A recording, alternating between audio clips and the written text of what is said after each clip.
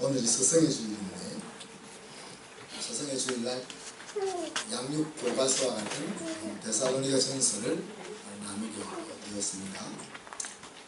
오늘 2절에 보면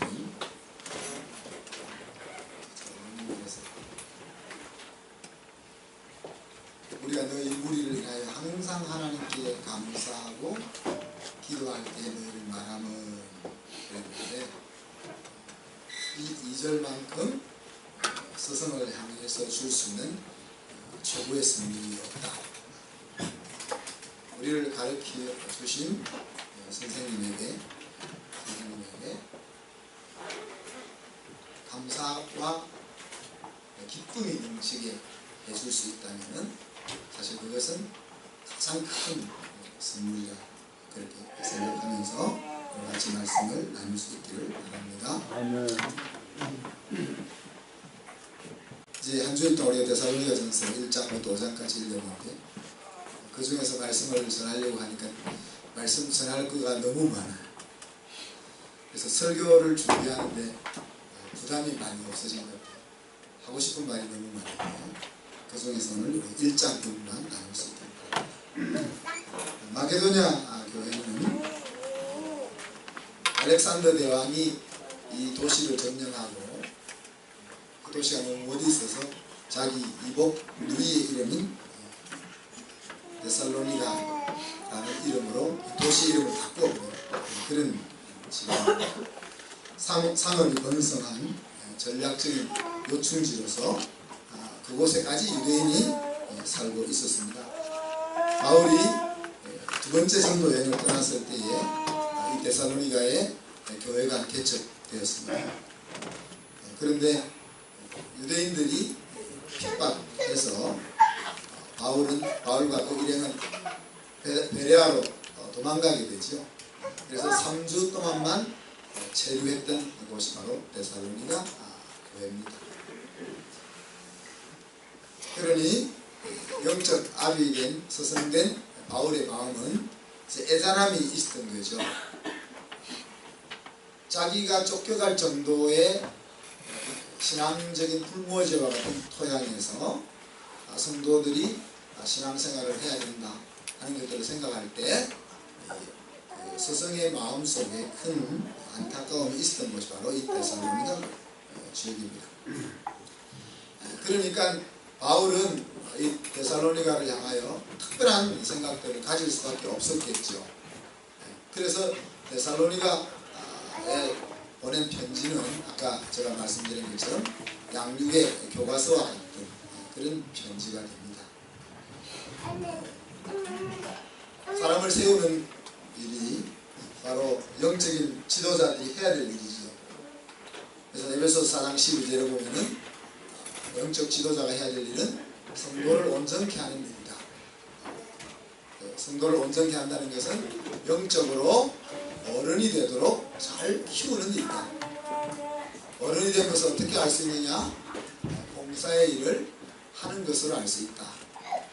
거기서 봉사는 꼭 주방에 가서 봉사하는 그런 봉사가 아니고 지난주 말씀처럼 나의 강함을 가지고 약함을 세우려고 하는 모든 것이 봉사다. 그래서 가르치는 일도 봉사, 또 아이들과 노는 것도 봉사, 또 주방에서 설거지를 하는 것도 봉사. 그래서 그 섬김을 할 수 있는 때가 되면은 내가 이제 어른이 되는 거다. 그렇게 이야기할 수 있죠. 우리 예린이랑 우리 명정이가 하나님 찬양을 듣기 잘했는데 저렇게 어린 아이도 집중해서 찬양을 준비할 수 있는 것 같아요. 중창팀이 긴장해야 될 것 같은데 양육에는 우리가 일반적으로는 사람을 만나서 말씀을 가르치고 보살펴야 양육할 수 있다 하는 생각이 지배적입니다. 그런데 데살로니가는 그럴 수 없는 환경을 만난 거죠. 그래서 바울은 여러 종류의 동원할 수 있는 모든 도구를 다 동원해서 그 성도들을 양육하려고 하는 겁니다. 그래서 우리는 신방이라는 것을 통해서 양육을 하죠. 이렇게 말씀을 전하는 것을 통해서 양육을 하고 또 무리를 모아서 말씀을 가르치는 것으로 양육을 하기도 합니다. 또 때로는 같이 데리고 다니면서 일을 하기도 하고 또 같이 생활을 나누기도 하고 그래서 편지를 쓰기도 하고 이렇게 다양한 방법을 가지고 양육을 할 수 있는데 오늘 여러분과 나누고 싶은 것은 그 중에 하나인 기도의 양육입니다. 멀리 떨어져 있는 관계로 사실 바울에게 있어서 가장 강력한 양육의 무기는 그들을 위한 기도입니다. 근데 이것은 참 눈에 보이지 않는 것이고 제대로 되고 있는지 되고 있지 않는지 확인할 수 없는 것이 이 기도의 양육인데 그러나 이 기도의 양육이 오늘 열매를 맺어서 영적 스승인 바울의 마음속에 감사와 기쁨이 넘치게 했던 것을 우리가 생각해 볼 수가 있는 것입니다. 저는 이것을 사람을 기웃고 세우겠다는 열망이 이런 다양한 양육의 방법을 만들어낼 수 있다고 생각합니다. 우리에게 중요한 것은 사람을 기웃고 세우고자 하는 그 열망이라 저는 그렇게 여겨집니다.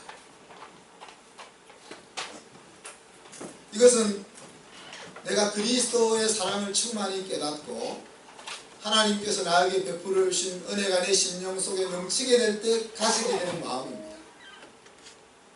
사도 바울은 구석구석에서 자기에게 맡겨진 그 양떼들을 어떻게 세울 것이냐 하는 것으로 가득 차 있습니다. 그리고 그 인생의 승리와 성공의 관건은 자기가 키웠던 성도들이 하나님 안에서 서느냐 하는 것에 달려있는 것을 우리가 보게 되는 것이죠. 뿐만 아니라 우리가 복음으로 경험하게 될 때에 우리는 복음을 경험하지 못한 사람들을 향하여 그들을 세우고자 하는 열망을 가질 수가 있습니다. 또 바울처럼 자기의 힘과 노력으로 하나님을 기쁘시게 해보려고 애썼던 사람이라면 그 인생의 비참함이 무엇인가를 아는 사람이면 그 비참함 속에 있는 그들을 어떻게 하면 세울까 하는 열망이 찾아오게 되는 것이죠.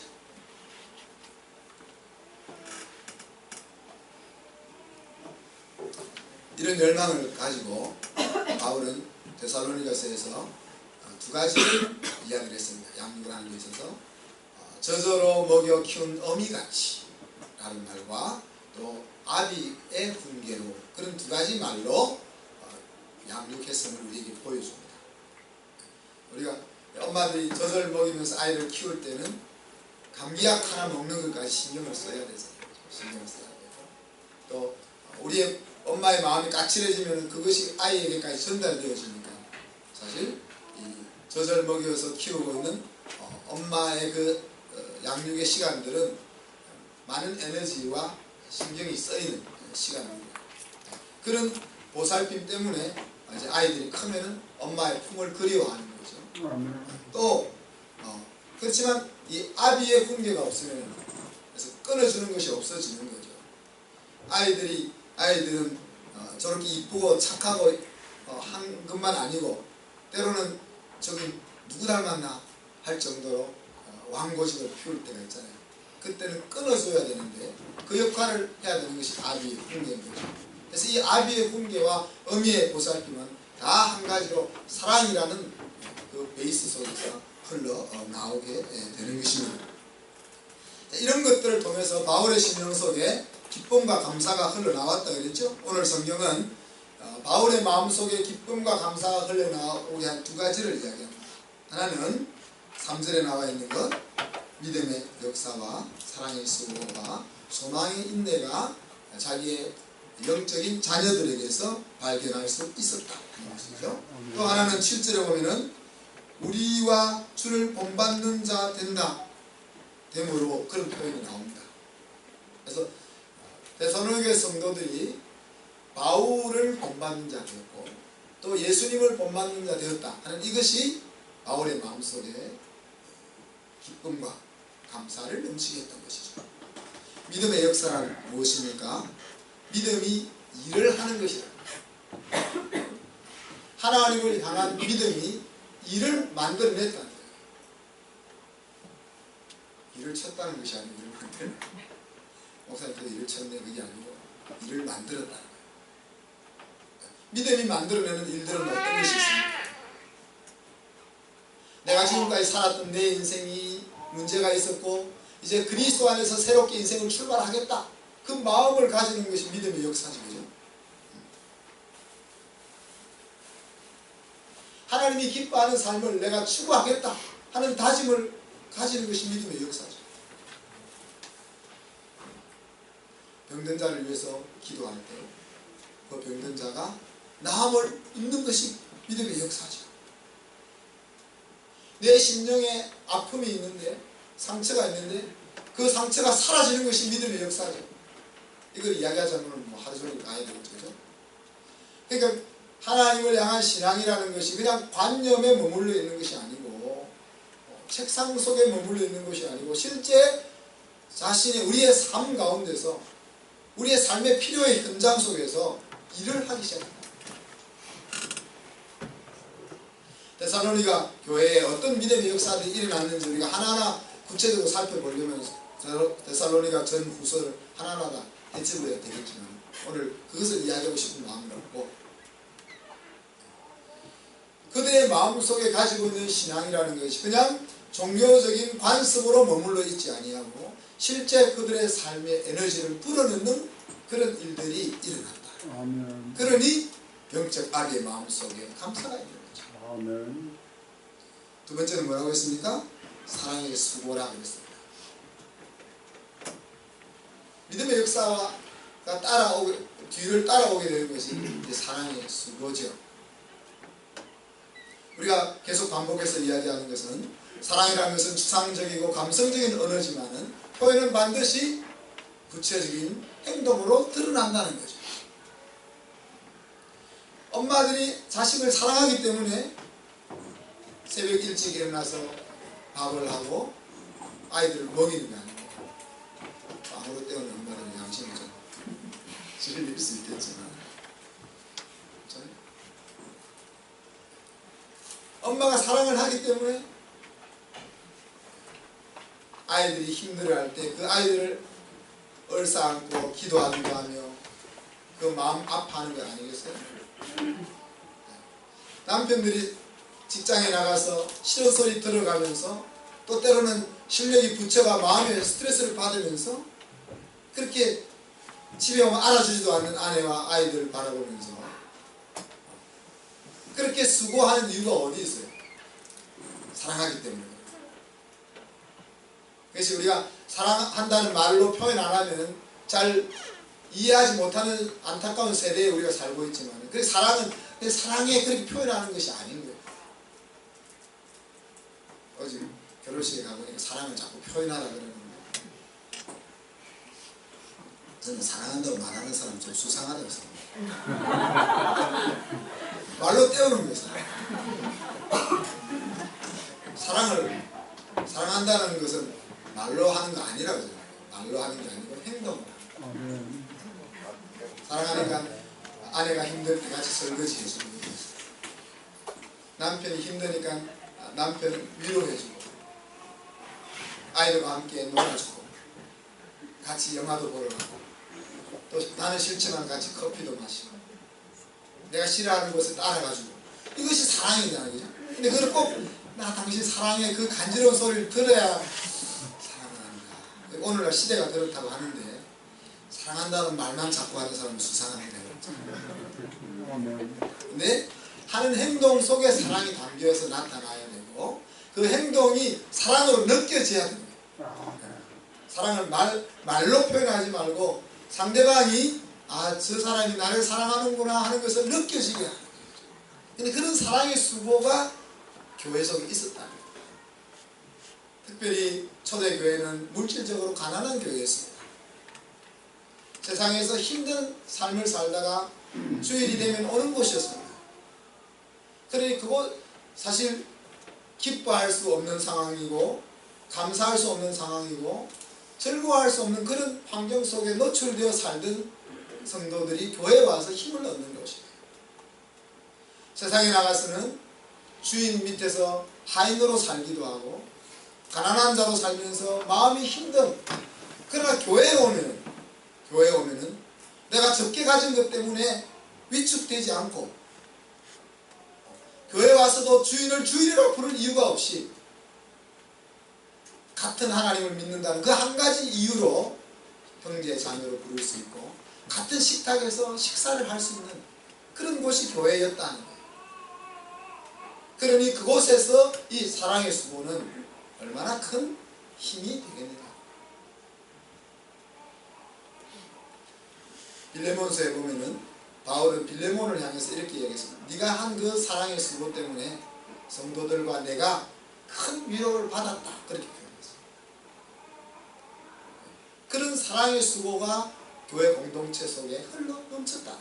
그러니 스승의 마음속에 큰 감사와 기쁨이 넘치다. 세 번째는 소망의 인내라 그랬습니다. 우린 천국 가기 좀 싫잖아요. 왜? 이 땅도 너무 천국 같으니까. 사랑하는 아이들, 또 아내, 남편, 또 필요한 것 다 살 수 있는 시대에 우리 살고 있으니까 남편이 신하게 속 썩이지 않으면 천국 가고 싶은 생각이 별로 안 드는 시대에 우리 살고 있어요. 그런데 데살로니가 교회 성도들이 살고 있던 시대는 빨리 천국 가고 싶은 시대. 우리 찬양에도 보면은 이 수고 암만하여도 헛된 것뿐일세 그런 찬양이 있죠. 일제시대 때 우리 성도들은 그 찬양을 그렇게 불렀습니다. 왜? 예수 믿는다는 것을 드러내놓고 살 수 없는 시대, 나라를 잃어버리고 어디를 봐도 희망이 없는 그 시대. 그러니 빨리 이곳을 떠나서 주님이 계신 곳에 가고 싶다 하는 것이 그 노래로 표현되어지는 거죠. 데살로니가 교회가 그런 곳이었다는 거예요. 그런데 그들로 하여금 이 소망이라는 것은 구원의 완성 아닙니까? 지금은 우리가 하나님 예수 그리스도를 믿는 믿음으로 구원을 얻었지만 아직 내 생각과 내 몸이 하는 행동을 보면은 하나님의 아들다운 모습, 하나님의 딸다운 모습이 제대로 나오지 못할 때가 많고 마음속에 신앙은 있지만 내 몸이 그것을 따라오지 못하는 그 상황 속에서 이제 주님을 만날 그때가 되면 내 마음속에만 그런 신앙이 자리하고 있는 것이 아니라 내 몸도 그 마음에 있는 것처럼 행동할 수 있는 그때가 오는 거죠. 그것을 바라보는 것이 소망인 거죠.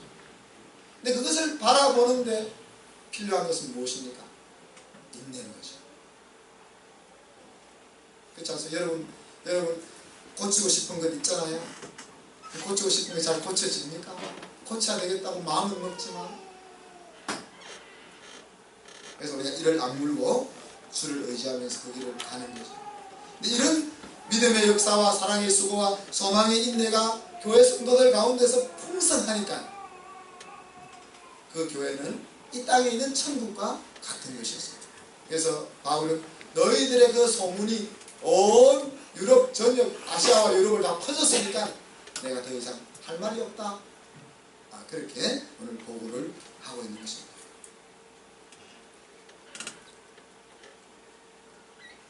그것이 스승인 바울의 마음에 큰 기쁨과 감사를 준 것이고, 두 번째는 7절에 말했던 것은 너희들이 나와 주를 본받는 자 된 것이다 그랬습니다. 그렇게 신앙생활을 잘 해서 엉뚱한 사람을 우상으로 세우고 쫓아간 것이 아니라 우리의 목표 대신 그리스도를 닮아가는 것이 내가 기쁘다. 자, 우리가 하는 수고는 내 제자를 만들려고 하는 것이 아니라 내 수고를 통해서 하나님의 제자를 만드는 거예요. 근데 성도들이 그렇게 하나님의 제자로 되어가고 있는 모습이 바울의 마음을 기쁘게 합니다. 그런데 아무리 하나님의 제자라도 오늘 뭐라고 얘기했습니까? 주를 본받는 자라고만 이야기하지 않고 우리와 주를 본받는 자 그렇게 표현했습니다. 나를 본받았다는 이야기죠. 영적 아비 된 바울을 본받았다는 거예요. 바울을 본받도록 하기 위해서 바울이 그들을 가르친 것은 아닙니다. 그렇지만 영적 아비가 어떻게 사는지 하는 것들을 보고 배우고 따르고자 하는 것은 영적 아비의 마음속의 기쁨인 거죠. 주님이 우리의 복음의 핵심입니다. 우리의 죄를 용서하시고 우리에게 부활하신 능력으로 함께 살게 하시는 그것이 복음의 핵심입니다. 그러나 그 주님이 우리에게 주신 그 좋은 소식인 복음은 변화될 수 없는 거지만, 그러나 성경은 바울의 복음을 이야기하고 있다는 거죠. 바울의 복음은 새로운 것이 아니고 주님, 복음 되신 그 주님이 바울의 몸속에 들어와서 체화된 것을 이야기합니다. 바울에게 경험되어져 있는 살아있는 소식을 이야기하는 거죠. 그래서 바울은 주를 본받는 자 된 뿐만이 아니라 나를 본받는 자 된 것에 굳이 이곳에 그 한자를 집어넣은 것입니다. 그 복음이 어떻게 임했겠습니까? 말로만 임하지 않았다. 복음은 모든 믿는 자들에게 구원을 주시는 하나님의 능력이라, 그렇게 기록된 말로만, 들려진 말로만 성도들의 마음속에 다가온 것이 아니고 능력과 성령과 큰 확신으로 그들에게 들려 다가왔다는 겁니다. 주님의 복음이 바울의 복음이 되고 그 바울의 복음이 그 영적 자녀들에게 야, 하나님이 이렇게 믿는 거야 하는 그 소리로 들려진 것이 아니라 능력과 성령과 큰 확신으로 들려졌다. 이런 말입니다. 사랑하는 성도 여러분, 오늘 우리는 사랑을 이렇게 아름답게 세워나가는 가장 강력한 무기 중의 하나인 기도에 대해서 배우고 있습니다.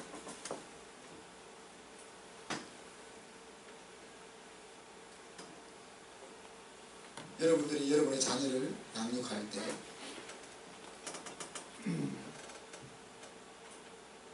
말 안 해도 양육하잖아요.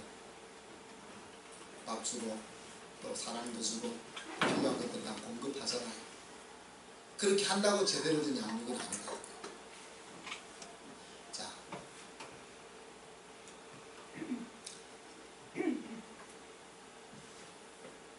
사랑을 지난주에 이야기하면서 사람이 세워지지 않으면 사랑이 아니라 그랬죠. 그렇잖아요. 내가 사랑으로 행한 행동들이 사람을 세우지 못하면 아직 사랑이 아니라 그렇게 얘기했는데, 양육도 마찬가지예요. 우리가 양육을 하고 있는데, 우리 아이들을 양육하고 있고 우리 제자들을 양육하고 있는데 내 자녀가 세워지지 않으면 양육이 제대로 안 되고, 우리는 우리의 가정을 양육이 되는 환경으로 끌고 가야 됩니다. 양육대로. 우리가 맡고 있는 순을 양육이 되는 환경으로 끌고 가야 돼요. 그것은 모여서 기도하고 모여서 성경을 공부하고 모여서 가정 예배를 드리고 모여서 교육을 하고 하는 것에 좌우되는 것이 아니에요. 일상의 삶 가운데서 나에게 맡겨진 아이들이 어떻게 세워질 수 있을까 하는 것을 끊임없이 고민하며 기도하며 보살펴 나가는 그것이 양육의 환경이에요. 우리에게 맡겨진 순원들과 우리에게 맡겨진 구역 식구들이 그 모임에 나와서 그 자리에 참여시키는 것이 물론 중요하겠지만, 그것보다 더 중요한 것은 그 자리에 못 오더라도 뭐예요? 나에게 연결되어져 있는 그 성도들이 하나님의 말씀으로 보살핌을 받고 제대로 세워져 나갈 수 있는 그런 여건이 제공되어질 때 그것이 양육의 환경 속에 있다 하는 얘기입니다. 이를 위해서 우리는 기도라는 무기를 오늘 바울처럼 쓸 수 있었으면 좋겠습니다. 아멘. 아까 제가 서두에 이야기했지만은 훈계는 금방 먹혀 들어가는 것 같거든요. 아이를 양육하는 데 있어서 말하면은 들으니까 어릴 때는 겁이 나서 듣고 좀 크면은 용돈 받으려고 듣고 하여튼 뭐 먹혀 들어가니까. 근데 그 아이의 이 내면 속에서 양육이 못 일어나잖아요. 기도는 먹혀 들어가는 것 같지 않아요. 그죠? 한 달 기도해도 애가 변화가 없습니다. 1년을 기도해도 변화가 없을 수도 있습니다. 그러나 기도는 가장 안 먹혀 들어가는 것 같지만 가장 강력하게 먹혀 들어가는 거다. 라는 것을 우리가 오늘 바울의 양육을 통하여 배우게 되는 것입니다. 그래서 우리가 전한, 우리가 가르친 하나님을 경외하는 그 신앙이 우리 자녀들과 우리 제자들에게 말로만 이르지 않는다. 오늘 바울이 그리스도의 복음을 이야기하면서 나의 복음, 우리의 복음을 이야기하면서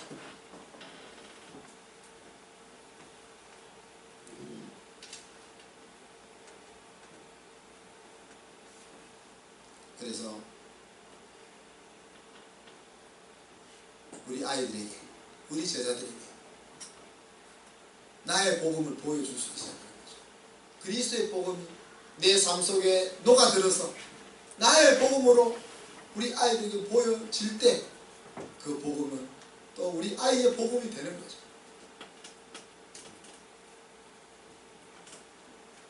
여러분, 우리가 사람을 세우려고 하면 모든 일을 할 수가 있는 거예요. 여러분, 부인이 성격을 좀 바꿔주세요. 그러면 남편이 야, 내 성격을 어떻게 30년 동안 40년 동안 갖고 살았는데 어떻게 바꾸냐, 그렇게 나갈 수 있지만요, 아이가 내 성격 때문에 문제를 일으키면 상담을 가서 아빠의 성격을 좀 고쳐주셔야 되겠습니다 말을 들으면은 아빠가 그 성격을 바꾸려고 합니다. 왜 바꾸려고 합니까? 아이를 세우기 위해서. 옳고 그름의 문제를 떠나서 그렇잖아요. 성격이 이럴 수도 있고 저럴 수도 있는 거잖아요. 그럼에도 불구하고 잘못된 것이 아니라도 아이를 세우기 위해서 그럼 내가 이 모습을 바꿔 봐야 되겠구나 라고 마음을 먹을 수 있는 거예요. 그래서 사람을 세우고자 하는 그 열망, 그것이 우리의 심령 속에 있으면 우리는 무엇이든지 할 수 있어요. 우리에게 맡겨준 아이들이, 여러분, 우리가 순장모님 때 제가 이야기했지만은 여러분이 키워야 될 첫 번째 제자입니다. 여러분이 그렇게 마음을 먹어야 돼요.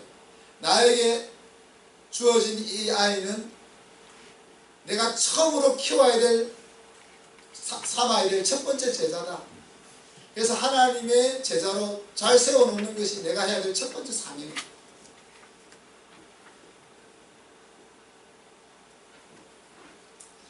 아무쪼록 오늘 바울이 스승으로 우리에게 보여주었던 이 양육의 모습 다 잊어먹어도 여러분, 사람을 세우려고 하는 열망, 그 열망이 그로 하여금 수고하게 했고 그 수고가 시간이 지나서 말할 수 없는 기쁨과 감사로 돌아왔다. 여러분도 여러분에게 맡겨진 그 아이들, 여러분에게 맡겨진 그 제자들, 여러분에게 맡겨진 그 직원들, 그들을 어떻게 세울 수 있을까 하는 열망을 가지고 특별히 그들을 세우는 데 있어서 기도라는 강력한 도구를 사용할 수 있었습니다. 기도하겠습니다. 하나님 아버지, 사랑하는 여러분 감사합니다. 3주밖에 같이 있을 수 없었던, 그리고 도망갈 수밖에 없는 열악한 복음의 토양 속에서 그들을 남겨놓고 떠나야 했던 영적 아비의 심령을, 그들을 어떻게 하나님 안에서 세울까 하는 생각으로 가득 찼고 결국은 동원할 수 있는 모든 방법을 찾아서 그들을 세웠던 것을 우리가 보았습니다. 저는 특별히 바울이 아침마다 그들을 위하여 기도로 그들을 세웠던 것을 우리가 기억하면서 우리에게 맡겨준 자녀들과 또 우리 수원들과 또 제자들과 또 우리 아래 맡겨진 사람들을 그렇게 수고할 수 있도록 도와주시옵소서. 감사드리며 예수 그리스도 이름으로 기도하옵나이다. 아멘.